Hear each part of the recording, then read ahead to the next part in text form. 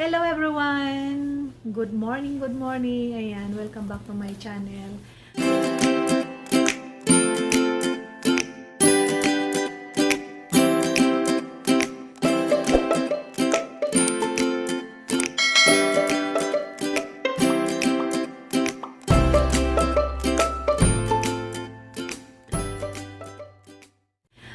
Pasensya na kayo guys kasi medyo madalang na ako makapag-upload ng videos dahil busy na rin ako sa trabaho ko. Sana maintindihan ninyo.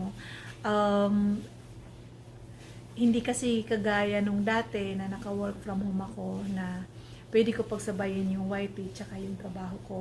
Ngayon iba na. So pagkagaling trabaho ko sa umaga, maghapon, pagdating ko dito sa bahay, pagod na ako. So parang wala na akong time para gumawa ng mga videos. But anyways, I'm still trying my best na makapag-upload ng video kahit paano. So ngayon, samahan nyo ko at mag-unbox tayo ng items na in-order ko sa Amazon. Hulaan ninyo kung ano to.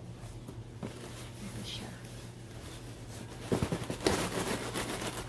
So, in-order ko to sa Amazon dahil wala na kaming time para pumunta sa Asian store dahil day off ko mostly is weekdays, tapos yung asawa ko naman may trabaho. Sometimes Sunday pumupunta kami sa Asian store para mamili. So ngayon wala akong choice kundi mag-order na lang online. So unbox tayo nito guys. Sobrang na-miss ko na to kasi ilang buwan na rin akong hindi nakakakain ito. So, naisipan ko nung isang araw na mag-shop online. Kaya ito, in-order ko and kararating lang niya. So, unbox natin.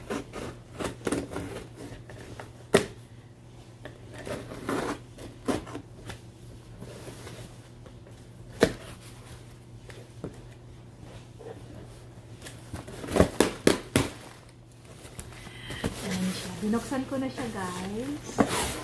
Hulaan niyo kung ano to. Matatawa kayo. A pack of ayan.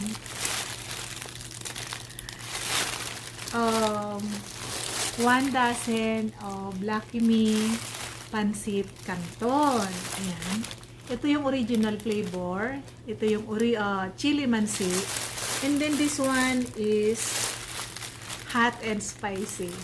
So, ayan. Meron na ulit akong pansit canton. Almost 2 months na yata kami hindi pumupunta sa Asian store. So, ayun. Sabi nga nila, kapag gusto, maraming paraan. So, so ito yung paraan ko para makakuha nito.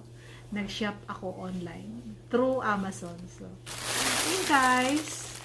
So, yun lang guys. Natuwa ako kasi naka-order ako nito sa Amazon. Lucky Me Pansit Canton. So, yun guys. See you on my next video. Bye-bye.